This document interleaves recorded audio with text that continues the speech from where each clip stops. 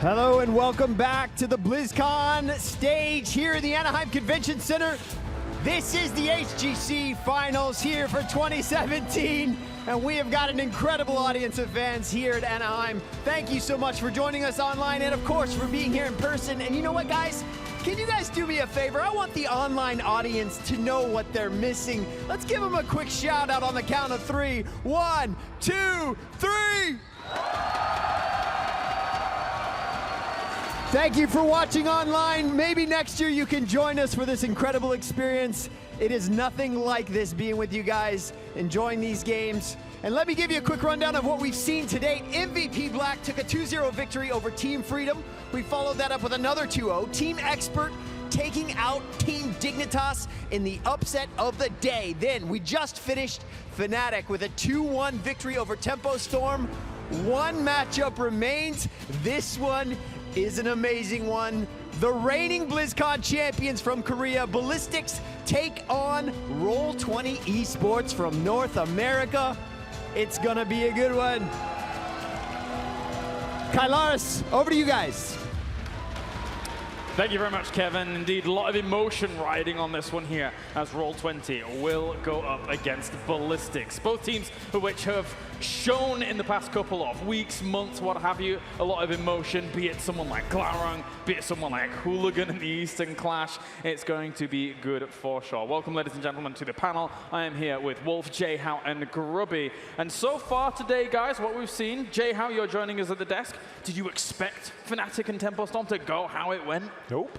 I don't think anybody did. I think everybody's just kind of like, Fnatic's going to roll through there. Even myself. I talked to a lot of people last night, a lot of fans around asking me, how do you think these are going to match up? I was like, I don't think Tempo stands a chance. I think Fnatic is too good. But Fnatic looked like it had flaws, but at the same time, Tempo, that game one, looked really good. Just weren't able to close it out. Let's take a look at the bracket to get everyone updated with what has happened so far, as well as where we are right now. As you can see, the results that our lovely Kevin Johnson just rattled off on the stage are as follows, with that moving in through to the round of 4 now. MVP Black, Team Expert, and Fnatic await the next team to join them between Ballistix and Roll20 esports. And Grubby, Ballistix, they were here last year. They know the taste of glory. They know the taste of that gold at the very end. And they're eager for it again. They may not have won, well, they can't win Western Clash because they weren't there, but they may not have won mid-season Brawl, but they won that BlizzCon. And they shaped a large part of what we know about the meta now. The way they play Dragonshire, the way they play Sky Temple. They are an experienced team, and I mean, they're going for it here. Like, their ambition is #1. Yeah, I think there's a subtext though to the defeat that we just saw of Tempo Storm. I think there's a lesson to be learned, is using strategies and using play styles. And people call them cheeses, right? But I wouldn't go as far as to call the strategies cheese that we saw from these two North American teams. Using strategies, using styles you've used before repeatedly, you've already shown your hand. I think that Roll20 is going to have to show us something more than running it down top with a boss, you know, on Warhead Junction, for example. I think we're going to have to see larger depth of play. Well, first of all, we're probably going to see a Warhead Junction ban, I would say. Maybe. You get to a tournament, and do you really want to try and disentangle that, or just avoid it entirely? And then the second thing is, of course, Roll20 is the #1 seeded team of North America. They have been rapidly improving. And here they are, the last bastion of hope for North America, as Tempo and Team Freedom have fallen down. Yeah. If anyone, I mean, Roll20 is the only one that can do it, but they are very strong. Yep. Well, time now to look at our next match coming up here, as Roll20 looks to pull into their bag of tricks against the Ballistix, who understands the threat of North America more than ever.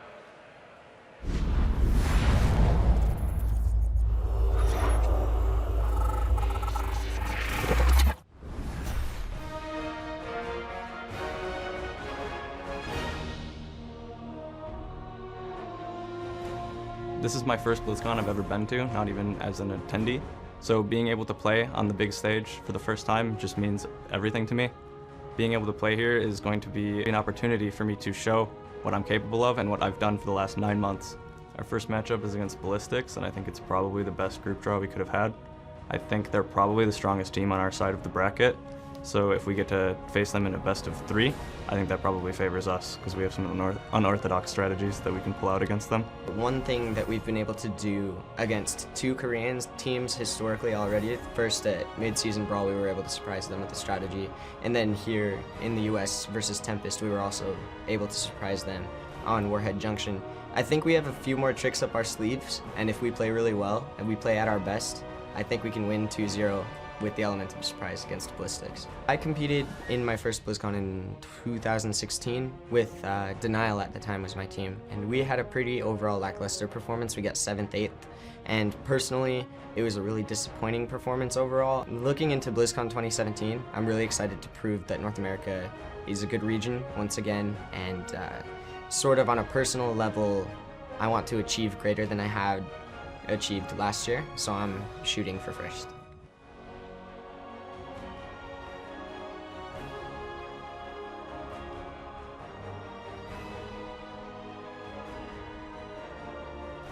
이번 블리즈컨 8강 대진표가 제가 지금까지 해외대회 다 다녀본 결과 지금이 제일 강한 8강 대진 같고, 그 이유는 유럽이랑 한국은 말할 것도 없이 4강 대진이었지만 이번에 북미가 좀 많이 잘해줘서 롤20가 많이 껄끄러워요. 그래서 일단 롤20가 좀 제가 지금까지 봐온 북미 팀들 중에 제일 잘하는 팀이라고 생각하고, 그래서 좀 많이 견제가 되는데 3판 2선만 아니면 좀 마음 편하게 할 텐데 3판 2선이라서 좀 힘들 것 같아요. 먼저 저희가 D조로 1등으로 올라가게 돼가지고 C조 2등인 롤20을 만나게 됐어요. 그래서 그 롤20을 만나게 됐는데 북미에 좀 친한 친구들이 많았었는데 이제 그중에서 한 친구를 이제 만나게 된 것 같아요. 라우롱이 이제 자기가 여러 가지 재밌는 것도 보여주고 저희가 템페스트 이긴다는 열정을 보여줘가지고 그 템페스트를 이기고 저희를 이제 만나게 된 것 같아요. 근데 롤20이 많이 세게 템페스트를 잘 잡았어요. 조합을 잘 짜고. 근데 롤20이 템페스트한테 많은 걸 보여주고 저희랑 이제 상대하는 거가 되는 거라서 아마 저에게 3판 2선이지만 아무리 많이 준비해도 저희가 한 번만 막으면 아마 더 이상의 수는 없지 않을까 한번 생각해보고 있어요.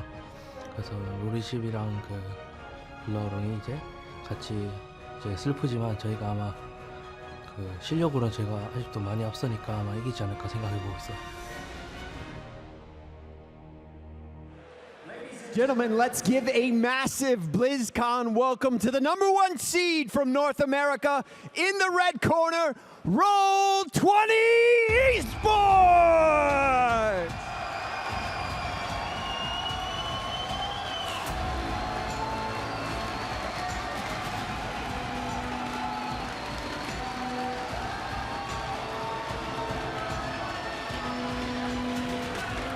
And in the blue corner, our reigning BlizzCon champions, hailing all the way from Korea, it is Ballistix!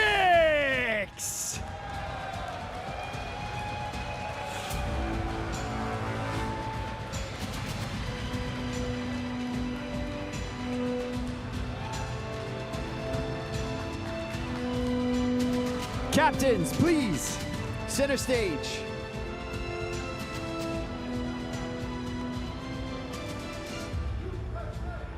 Good luck. May the best team win. Kylaris, over to you.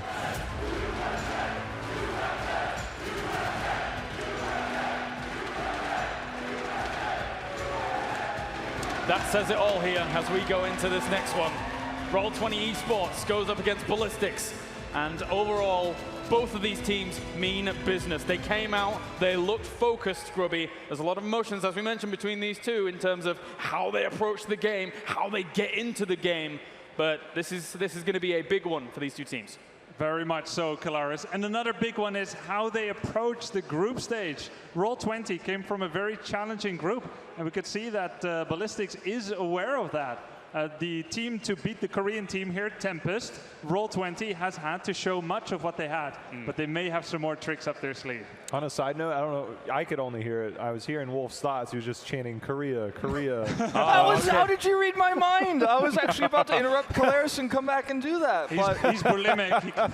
I mean, this is going to be a great series. I think that when you look at how Tempest plays the game, the strategies we saw from Roll20, that is a strength of Roll20 versus a weakness of Tempest. Right. Ballistix, though, plays the game safe. They play a punish-heavy style. They've always been famous for that, defending BlizzCon champions. So I think this is going to be a tough series, and it's just a best-of-3 for Roll20. Don't forget the HGC universe out there. You can continue to cheer for your favorite teams here on the BlizzCon stage. We are currently at the 27, oh, it jumped up, in the 27,400,000 mark here as we continue down the line. So thank you very much for all your cheers. Keep those coming in. Are you going to cheer for Ballistix, or are you going to cheer for Roll20? That's the big question here in this next best-of-3 series. We saw, during Oracle Episode 5, we saw that Glaurung, after that win going up against Tempest, was full of just emotions. Extremely hit him hard in terms of the victory that he got over Korea. Going up against another Korean team, arguably a much tougher one, it's a tall order. Yeah, I know exactly how that feels. It's just this, you've been working for it so hard, you've been daring to hope so much, but then you finally get to that stage. Yeah. And he mentioned he was top 8 last year, Glaurung, but it's even more competitive now, the scene. So to actually make it past such a challenging group, and to do it with a team of fellows that like each other, so much, that like to play with each other so much in Heroes of the Storm, that must be a very powerful emotion. Let's find out which battleground we're going to be going to for this best-of-3 to start things off. Our final best-of-3 of the day. Roll20 will take us to Battlefield of Eternity, and I see J-How nodding his head. Yeah, there's the ban on Warhead. The ban on Warhead, but Battlefield of Eternity says that Roll20 knows exactly what they want to do. And what they want to do is be able to have the opportunity to team fight against the team like Ballistix that likes to play the macro control. I talked about this a little bit last week, but Roll20 uses this battleground so much. Depending on where the Immortals will spawn, they will hard reset, basically a soft reset in a sense, to where they will rotate down to that Immortal, reassess the situation, and see what they can do. All right, it's time. Getting into the draft now. Roll20 against Ballistix. BlizzCon, get pumped as we get into draft number 1. I'm really excited to see how this draft pans out. One of the heroes that we've seen on this map, specifically in Korea, is Li Ming. We know how well Prismaticus can play the hero, SDE as well. Many consider him to be a rookie player. That's not true. He has a long, storied career in Korea. He's been playing since 2015, and now he's here on the biggest stage. We'll see how much they want to prioritize this hero going into the draft, whichever team ends up having to take the poke-like composition. But interesting to see these two Li Ming players finally clashing against each other on this international stage. This instantly reminds me of Ballistix just several months ago when they have that priority on the Tyrael, and we see them execute things. I remember there was this play that SC made on a Genji. Back then, it was just like, wow, like the way this team coordinated, the way that he was able to pull it off. We see the ultimate coordination, but two heroes that definitely kind of anti-dive is the Brightwing and the ETC. Wow. All right. Slow down, Ballistix. Tyrael, Kharazim, they give movement speed, they give buffs. Abathur gives buffs. It's all pointing towards a very hyper carry comp by Ballistix. It's either going to be Genji or a melee assassin, probably. Yeah, I think that Greymane is obviously a strong possibility here as well. This is going very fast. Very quick indeed. So let's see if they want to go down the Greymane route. That's been the go-to in terms of range DPS. That's standard for Ballistix in the past. When you have a composition like this, you have the extra attack speed. Abathur slows rotational play as well, so you can have this strong hyper carry that isn't out-rotated because you have the mines to stop those rotations. I don't think we're going to see something like an Illidan here. Not this early in the tournament. Ballistix would not dare to pull something like that out against Roll20. Greymane is the one that makes the most sense. He's solid, he's versatile, he's what a confident team would pick against the underdog. Yeah. He synergizes with Tyrael, and what's more, Arthas was banned away, and Arthas counters that well. The one thing that surprises me is, you actually mentioned this already, Li Ming having the high priority on the side of Roll20. They end up going to gold. Damn, so on the opposite side, we see Ballistix, and I believe that Here we go, guys. World's fastest draft, by the way. Well, there's a lot of things to talk about here. We've got Samar, okay, first appearance in the tournament. Very strong, actually, in the top lane, can do a lot of annoying split pushing, can do a lot of harassment. Very annoying to deal with. but I don't know how this team is going to play this hero. Again, these North American teams bringing out the strats. Does anyone have mid-season brawl feelings? Yeah, I mean, Samuro, you know, everyone says he doesn't work at high level. He's a pup stomper. That means he's good in like random games, on the ladder, in the ranked games, uncoordinated. But mid-season brawl, we saw a few Samuros and a few more Samuro bans. Battlefield of Eternity, always been his best map. Yep. And it's so cool, you know, a good Samuro player will pretty much not die. Using Illusion Master at level 10, you can port your real hero to a copy at any time with a 6-second cooldown. So whenever you get caught, if you've got one image gone to safety, you're safe. And then, if you use all three together on an Immortal, you deal so much damage. So it's really good for trading, and you get to get away safely. Very cool pick here. I think one of the weird things about that, you talked about being able to get away, but if we see Taunt come out from Varian, it's easy to identify when you're a pro player, right? It's easy to identify who the real one is, unless we get Twin Blades. Yeah, I mean, I don't think we're going to see Twin Blades. But this is not typical Korea, what we're seeing from this comp. I think this is trying to design to win a longer, slower fight in terms of the Immortal. It's such an objective-based comp. The Leeming is just going to be there for the poke. We might even see Astral Presence here. You play defensive, you use that parry from the Varian to defend and poke. Well, we are ready to head into game number 1. It's the final best of 3 of the day. Let's head over to the commentary team, see if Samuro can do the business. NA's last hope and NA's best hope has come to play. But while Roll20 struggled heavily in groups, Ballistix, our previous BlizzCon champions, passed with flying colors. There's so much to break down from that draft. Beyond, like the pacing alone, the message being sent by both teams, just we know what we're going to be able to pick. We know what we're going to bring to the table here. But the Samuro out of Roll20, it's going to be in the hands of Goku, and that makes me very, very happy that we see him flexing it out. He has made a name for himself in the North American scene, climbing here to the roster of Roll20, and then to get at his first international stage, they trust him on such a niche pick, says a lot about the squad right now. Well, we are ready. BlizzCon, I hope you are too, for the most anticipated match of the quarterfinals, Roll20 versus Ballistix. In the blue, your defending BlizzCon champions, it is Ballistix. We have SC on his Leeming, Hooligan repping the front line, playing the Tyrael. Jung Ha will be on Varian, SDE playing the Abathur, and last is Swoy on Karazim. Let's hear it for Ballistix! And a team of players in the red, so good at the game, you might say they're naturals. We've got Buds playing Stukov, Glaurung on Brightwing, Prismaticism playing Gul'dan, Goku playing Samuro, and Justy playing ETC. Let's hear it for Roll20 esports!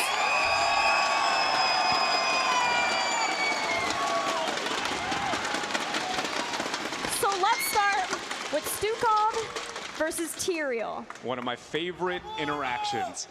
Stukov has been a response within Korea for some time to deal with Tyrael's sanctification, to just create the zone. Whenever he drops the Eldruins, you know he either has a Sanct on his body or he's gonna follow up on the Eldruins. If you get that lurking arm, it is such a big breakup in the initiation that Tyrael needs to be a successful hero. And it is just amazing to me that Roll20 has the confidence to bring that playstyle to the area, to the region that actually created it.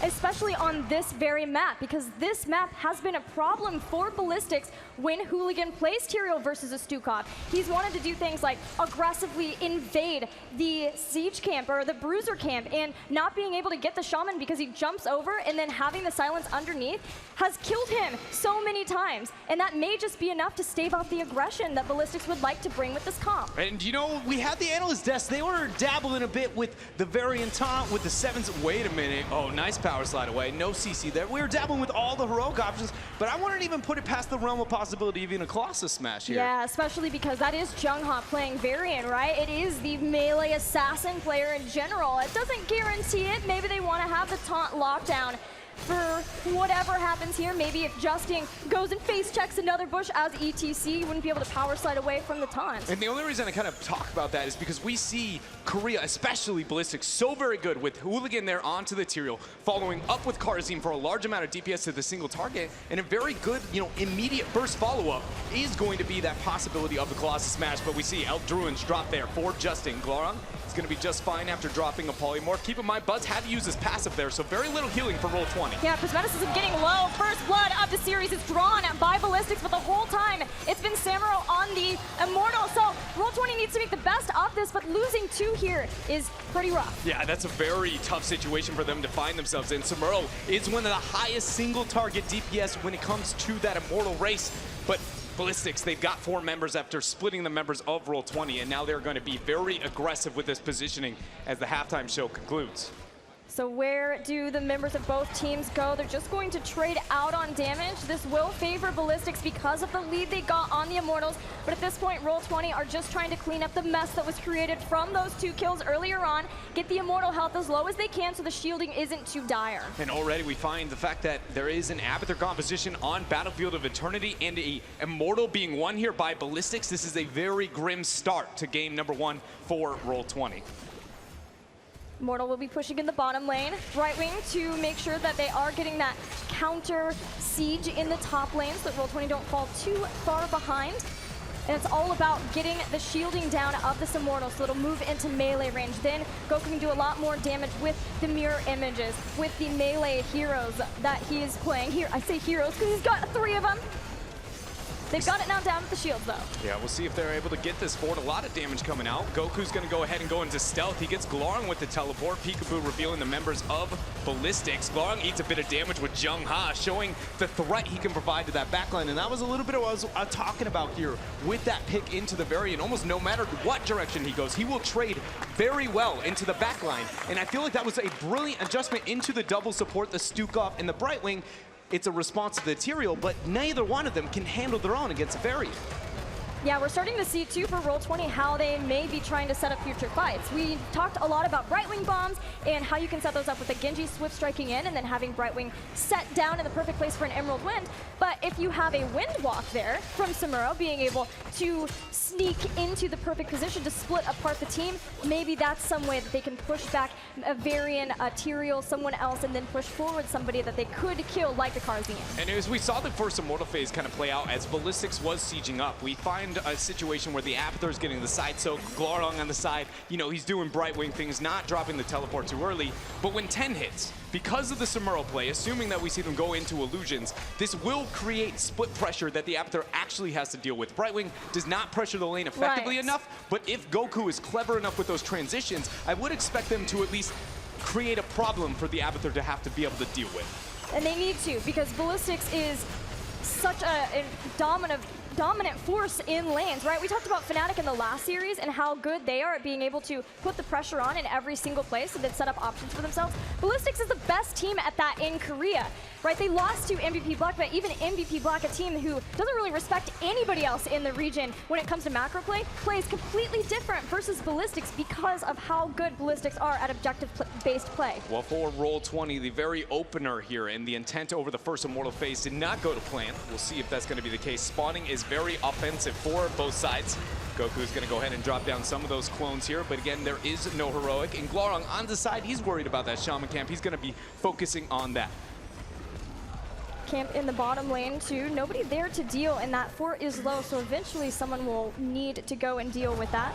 Maybe Glorong who goes down there, but that will show that Roll20 are focused on making sure that they don't lose out to that camp, and it'll take Glorong a little while to clear that up. This may be a place for Ballistix to jump on top of some of the members of Roll20. Gonna find Prismat, Hooligan, follow up on the Druins. The damage is not gonna be enough to get a kill though. Swoit goes in, tries to drop the punches, but Hooligan gets turned on. He Druins and he survives! He's just fine, just barely, but Prismaticism also got low and had to go back.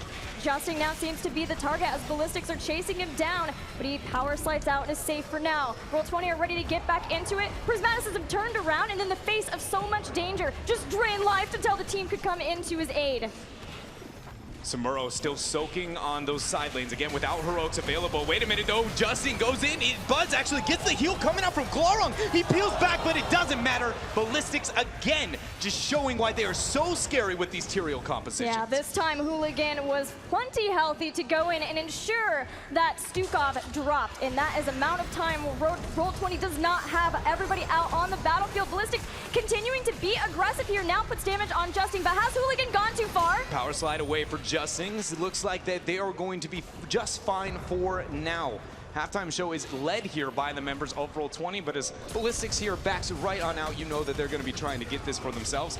Either way, the biggest thing to highlight here is we kind of actually have a very awkward situation. Ballistix composition is better by far post-10. Their composition really seems to come online when the Abathur can get their heroics.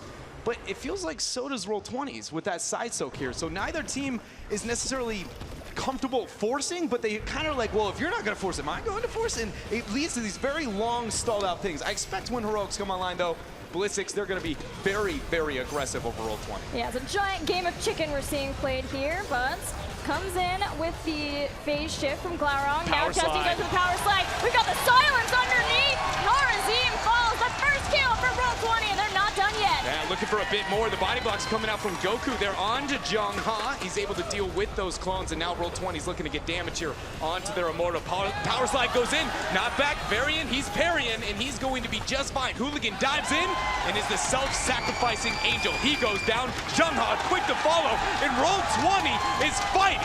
Roll20 has pulled the trigger, and they get heroic abilities. We've got a lot of separation potential between Horrify, the Emerald Wind, and the Flailing Swipe. Still waiting to see what ETC picks. We've got Illusion Master for Goku. If the Immortal with half shields were not enough to demoralize the members of Ballistix, you know that crowd very much is cheering here for Roll20, the last hope for North America at BlizzCon HGC Finals. Here it is, the push for Roll20. They have everyone but Glaurung here. If the setup is good, though, Glaurung could phase shift into the middle of Ballistix, split them apart. All heroic abilities available for both sides. See the taunt go down on Justin. Goku's going to pop a couple of clones. The fort immediately is going to drop after. This is still healthy. Yeah, they're not getting too aggressive here. Glaurung is still onto the side lane, not even going to go ahead and teleport in. Now that 10 is here, he doesn't necessarily need to be that split pusher for the members of Roll20. They can head straight down now and start to apply pressure potentially on that bottom fort. Looks like that is the call since that Immortal was so healthy and they didn't want to lose out on the keep towers. How much of this is Ballistix really going to let up, though? All of them transferring down to this bottom lane, wanted to deal with it. We know we have the heroics, but it doesn't look like they're going to get too aggro quite yet. Keep in mind, if this fight happens over this bottom camp that it looks like Roll20 is baiting into, they have far better territorial spells than any of the members of Ballistix. Yes, Ballistix does have Sanctification, and in perfect situation will win these fights, but Flailing Swipe, Emerald Wind, Horrify, and Mosh Pit are all some of the best spells in the world. So Ballistix needs to try and pick fights into lanes rather than these tight chokeholds here over these mercenaries. Those are such good heroic abilities for Roll20, but it also is a potential disaster for the anti-synergy, and it's not something compositional-wise that we've really seen from Roll20 before, but Roll20, we know them from having the synergy, the legendary synergy of North America. They lost one game in all of North American HGC for Part 2. Oh. Justin. Quiet. Justin. Great knockback timing there and a bit of damage response. Everyone, you can see holding their breath for a moment, laughter immediately, realizing Justin is going to survive. But for now, it just seems like these teams are going to be waiting for the next Immortal. Neither one of them has a big enough, siege capabilities to really do anything. They both have built compositions to bring the battle. And so far here, the members of Ballistix are going to have to find a way to clump up because that last team fight, Roll20 opened up pretty quickly for themselves. Yeah, it was a good fight for Roll20, and they need more of those good fights. Ballistix continuing with their tradition of liking to invade at the Bruiser camp. Whether they can force a team to take it early so it's not a good timing with the objective, or maybe even steal it away, but a lot more respect for the Stukov, for the silence, not diving over the wall with the Eldruin Might of Tyrael. Now that 13 is here, we see Glaurung again going into the lack of an ice block. So this is something that I am expecting Ballistix to heavily punish. Over and over again, a Western versus Eastern teams. It seems like the Western teams will always take the damage reduction, not going into self-survivability, but I do fear that this hard initiation synergy that Ballistix always displays with Hooligan on the Tyrael might be too much for Glaurung to deal with, but in the top lane, the taunt is the thing that's going to send Goku right on back, and now Ballistix, they're looking towards these Immortals. Yeah, they have a perfect setup for the beginning of this Immortal phase, having 13 neck and neck with Roll20, but having the numbers advantage. Now Justin has been found, a taunt hits, but he power slides back to safety. Members of Roll20 are moving forward, aggressive as if they have an advantage here, trying to rely on the fact that they have such dominant crowd control AoE spells. if the initiation happens from Ballistix, but they're yet to try and pull the trigger, Justin pulls up a little bit too far, but he's going to power slide right on out. Ballistix back out, kickoff halftime, Camp pressuring up on top. Things are looking very good here for Ballistix. Man, cloning a Li Ming just offers so much burst follow-up for the taunts of variant. It's why we saw Samuro just go down so incredibly quickly. Something that Roll20 has to keep an eye on. It only gets scarier once a Holy Ground can go behind the target too. Roll20 aren't out, they haven't lost this Immortal phase, but they are behind, so it's up to them to make the right plays to be able to get into this Immortal phase still. Jungha goes in, drops a taunt on to Justin, power slide response back. Don't see the Emerald win just yet from Glaurung, even though he was kind of in the position, but they are setting up even more. The knockback does stall out Roll20 from getting extremely aggressive on Ballistix there, but they have at least pushed back the Korean powerhouse for the moment. Yeah, the members of Roll20 just don't have enough ranged poke with their double support Gul'dan composition here to really thwart the members of Ballistix back and away from their Immortal. So now Ballistix, they go ahead, they're going to tap, they're going to look to get this re-initiation. I do want to bring to light that if somehow this Immortal phase goes past 16, or the Immortal phase past 16, I expect Ballistix to use this Holy Ground initiation far better than what we've seen up until this point. They don't have the initiation. You see Jungha really drastically, panically trying to force that taunt, and that is not going to be the case with 16. So Roll20, the time is now if they're going to be successful in these skirmishes, because eventually they will be split up in just one shot.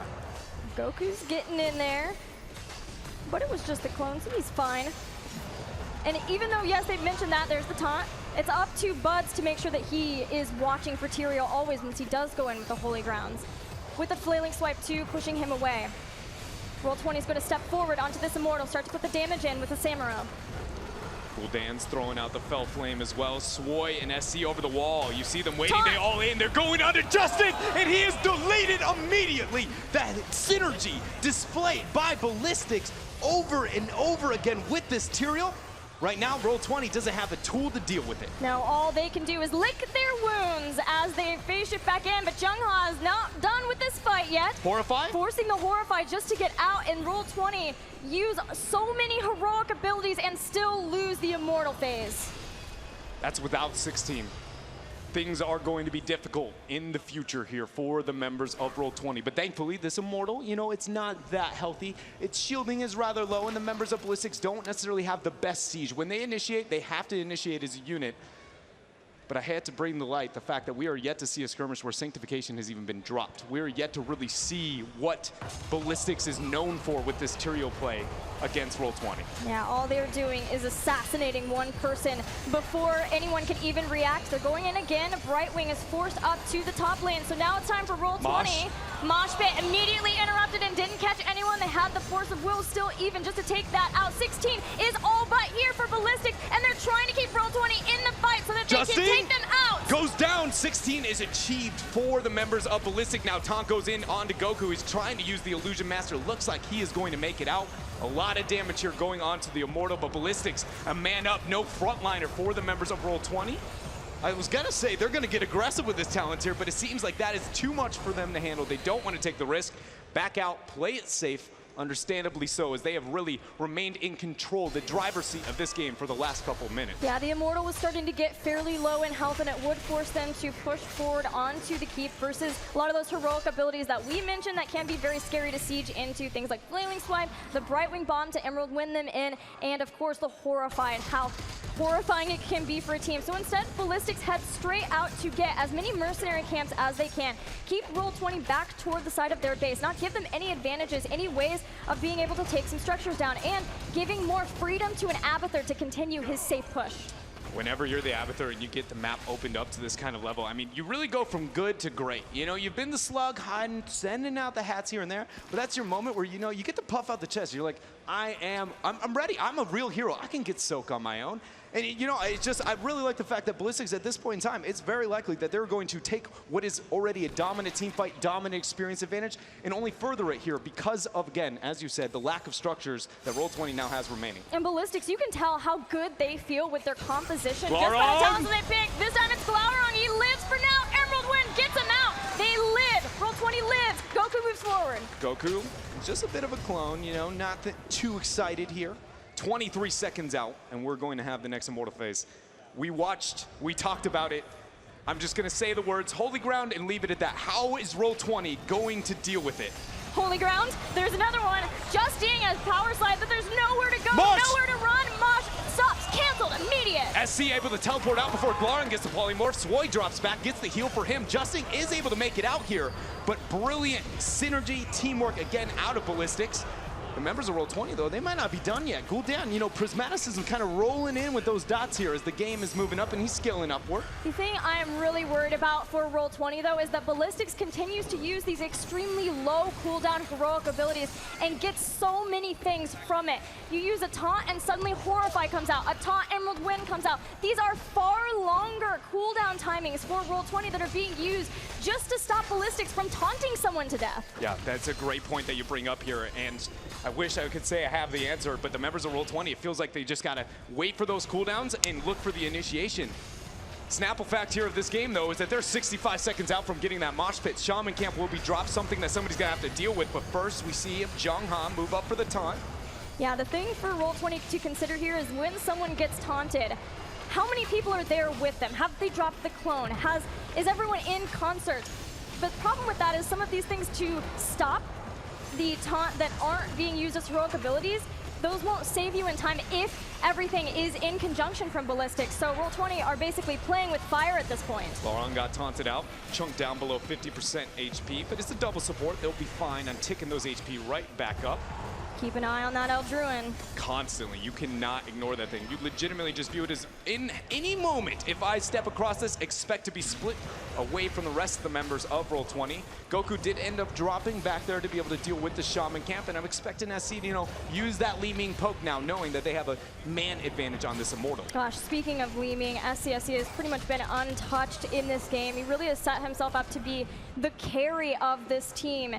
Before the event, averaging 4.4 kills per game, the highest of any player in HGC, and he's been continuing that with 4 kills per game in the 4 games they played in the group stage. He is a monster. Roll20 has been able to stall this out and for Mosh Pit to come online. All heroics are available for both teams. Whoever wins this next fight, I feel like, especially if Ballistix is successful in it, is very likely it could be a minimum 1 keep, maybe 2 keep, or even a good old GG here. Roll20 just cannot overstep. Again, Hooligans, Holy Grounds are unrivaled. Clone's gonna be used. Roll20 steps up, Goku comes from the side. Jongha goes in with the taunt. There is the Holy Ground. Goku's been taking some damage, but the silence was good versus Stun. Hooligan. Justin's going Horrify! to go in. Hooligan is down! Hooligan is able to, oh my gosh, the Horrify coming out for Prismaticism. They hold their own, but it's not over yet here. The Immortal is still a losing race for the members of Roll20. Top goes on to Justin. He's chunked very low. Power Slide to respond. Power Slide's back in. The Polymorph there too. Swoy in danger. Has the Palm and will cross. Swoy dashes out to the team, but Palm has been used. Roll20 has drawn blood. Samuro's backing out here, using the clones with Prismaticism. They're going to get a lot of damage here onto that Immortal. The members of Ballistix too afraid to try and move up here to deal with this 3 versus 4. I mean, it's 4 versus 4, but yeah, but you know, math's a bit hard there. And it's just amazing. That Horrify was such a brilliant initiation. Constantly, I was sitting there, how do they deal with the Holy Ground? And the answer is, just don't let them throw out the Adruins. Just start the fight before it's a possibility. Yeah, the silence was very good from Buds too, and then Justin, every time he would go in and do the impossible, it felt like he was just gonna die, being that squishy ETC compared to some of the other frontliners. But they believed in each other, and Roll20 are rewarded. They will get this Immortal, and they can siege the structures of Ballistix. But the experience is a problem. Ballistix is still almost an entire level, at least 3/4 here, over the members of Roll20. And the 20 talent here will come online-ish. At best, Roll20 can say we're going to be even with the members of Ballistix. And if we see that 20 initiation die past the Immortal, which we know the members of Ballistix are going to be looking to make happen. Oh, here it is. This is for Oh my! Super deletion. Buds uses the flailing swipe, but it doesn't matter. Ballistix dives past the Immortal, takes out Gul'dan, and that was all for nothing for Roll20. They at least get the fort, but now they're down to 20s. The members of Roll20 there, you can see the hesitation, and the minute they split up for a moment. Again, the synergy Ballistix shows the initiation capabilities, and now they do have those heroics. It wastes all the efforts over that last Immortal. All the, miracle team fight, Horrify is kind of wasted now. But Roll20 will be able to get their 20. No keeps down for either side. It's kind of, we're almost back to even here, Gilly. Unless we forget, the last time Roll20 played Battlefield of Eternity, they were down 2 keeps and still defeated Tempest. So they're probably feeling a lot better about this game, at least, and the fact that they still have their keeps. Yeah, very good, great point that you bring up there. Roll20 always to keep themselves into this game.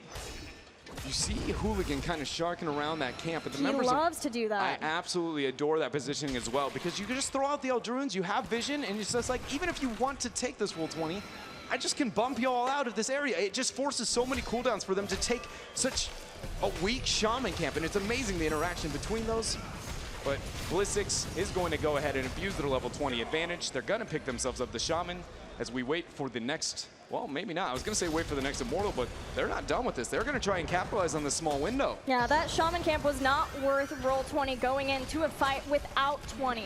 They need those level 20s now that Ballistix has them, especially when you're looking at things like Hive Mind, Holy Arena for Tyrael. I just want to bring the fact that Ballistix is walking away from this circumstance is very uncharacteristic, considering that we had 30 seconds. I guess the biggest argument would be is that they need the Shaman camp split pressure before the next Immortal phase, but Ballistix is a team that loves to taunt you. If you fail to be able to take the initiation, they'll dance around that keep until you go off too far, then they'll force the initiation and be like, well, that's what happens when you step too far away from home. But that time, not the case, not the thought process. They were willing to very easily back away, not risk the initiation when Roll20 blatantly was stepping out a bit too far. But Roll20 do have those terrifying heroic abilities now upgraded. With the continuous wins, you've got the controlled chaos too, and then Haunt.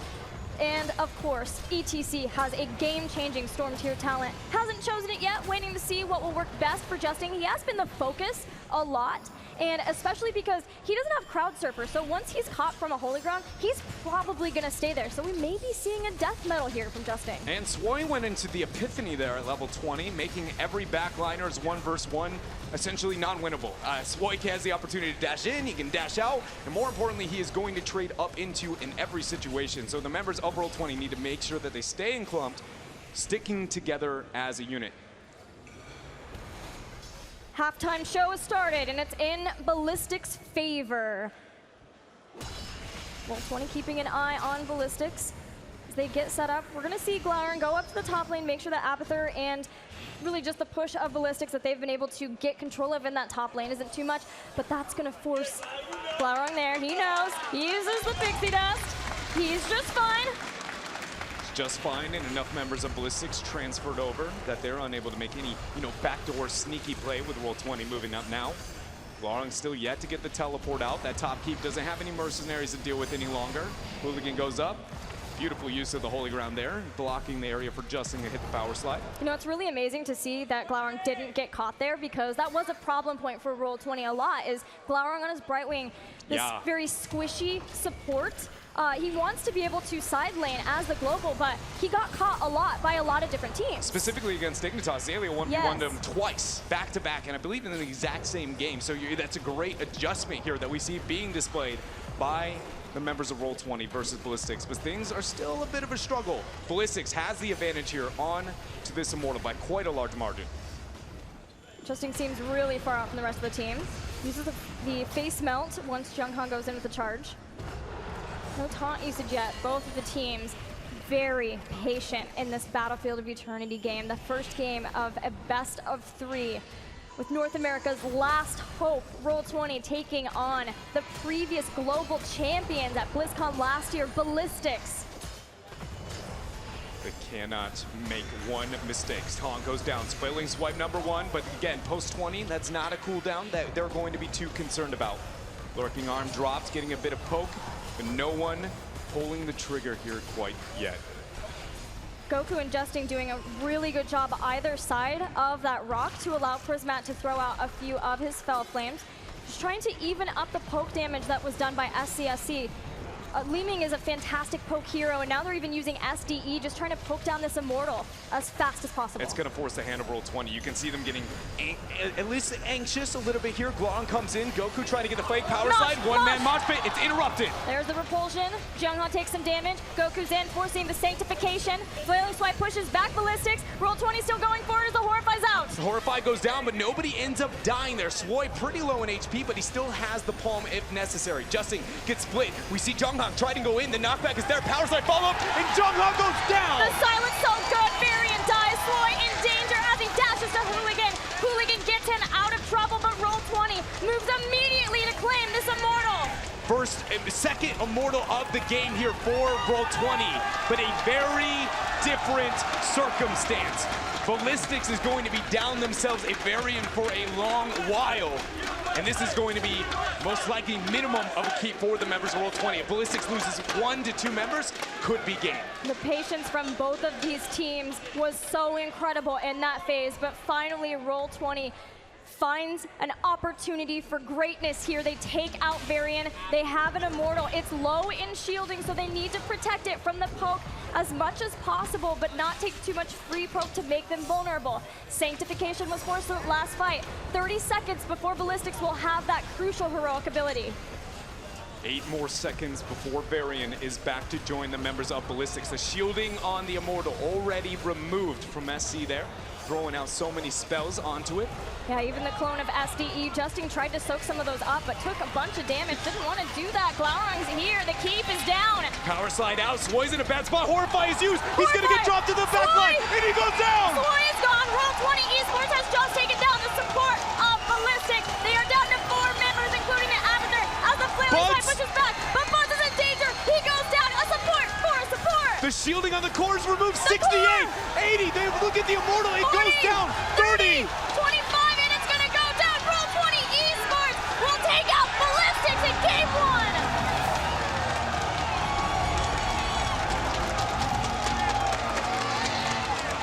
North America is making a name for themselves here at the HGC Finals 2017. The crowd is wild for Roll20, giving all of their support for this team. But it's not over yet. We saw in the last series, Tempo Storm do the same thing. Take game 1 from Fnatic and ended up losing the series. Roll20 has to keep going if they want to take out Ballistix. We've seen what happens when North America pokes and prod a world champion of that last series. And you know that Ballistix is feeling equally as fierce of what we saw out of the Fnatic members. That being said, I feel like we saw some synergy and some individual plays being made from every single member of Roll20. Just even looking at Prismaticism with a high Gul'dan, I mean, he waited so very long to drop a Horrify, but when he did, there was not a single time it did not net a kill for the members of Roll20. Roll20 stepped up their game. We'll see soon if Ballistix can do the same. Let's head back to the analyst desk to see what they thought of game 1. The 5 members of Ballistix thought they had control over that game, it seemed, for quite a while during it, but then they stared down at the 6 members of Roll20 when it came to the team and the crowd. Oh my God, what we saw there, every single kill that went down just seemed to fuel Roll20 more and more as the crowd erupts in cheers for every single little edge that they can find. Yeah, I mean, 5 members or 6,000 here, Galaris. Roll20 here really gave the crowd a treat of epic proportions. This time winning, not against, Fnatic, who already dropped 1 map. No, Ballistix was undefeated. All right? And winning against the number 2 seed from Korea here as Roll20, it's really amazing. But what I really want to see from them is to respect themselves in the sense that don't just be too happy about 1 map when it's all about the best of 3, right? Yeah, I mean, I think that's what we saw there at the end. Glaurung getting very excited. Everyone else, though, kind of trying to stay calm, right?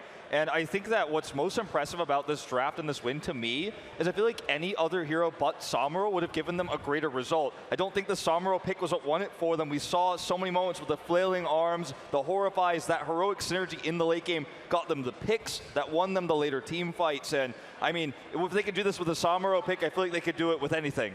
No respect for the Samuro. I mean, it was kind of a cool poke against the Immortal. I slightly disagree there. I do think those were really huge, those disengages. But Samuro, I mean, I have a love for the guy. He's, Right. I think he did great. I have one moment actually, a Absolutely. replay, because before we go into the replay, let's go into the replay right away. But Nice. as we just paused it here for a sec, this game, to me, was 100% about the copy timings of Abathur. Ultimate Evolution is a 20-second uptime. The way that SDE was able to hide Ultimate Evolution copy timings as we roll it forward slightly and then to use it for a single target blow-up was truly inspiring. You're going to see Li Ming position herself here with the copy, and they're waiting for ETC. And look at the speed with which they execute. Now, this is more damage than actually was allowed to come out from the 4 members of, and that's kind of it, you know, that's a really cool kill. But this was a big stalemate breaker that allowed Ballistix to draw ahead. Copy timings is something every team plays around and plays against. Yeah. For sure, the communications will be, okay, they use copy, let's pull back, Emerald Wind, Horrify, let's go away. If you hide that one, and you can on BOE, then there's such an opportunity here for Ballistix to get a kill. They played around this really well, Ballistix, but in the end, Horrifies, Emerald Winds, and Flailing Swipes had the better control of the fight. Such a cool game. I really felt like both teams gave it their all. Jay-How? I gotta play devil's advocate here. I'm sorry. I make no mistake about it. Roll20 played phenomenal. But when we saw the battleground pick loading into that, I said this is exactly what Roll20 wants. They want to be able to take a fight. They want to be able to have that opportunity, same way MVP Black does. But I got a feeling that we'll probably see Ballistix try and take the map pick to something they're more comfortable with, a larger battleground to play more towards their macro style. Let's temper expectations for a moment because we're talking about a world championship team here. So we'll see going forward. All right, that's game 1 in the books. Let's go to a short break here and hear from our sponsors before we go to game number 2. The 2017 Heroes Global Championship Final.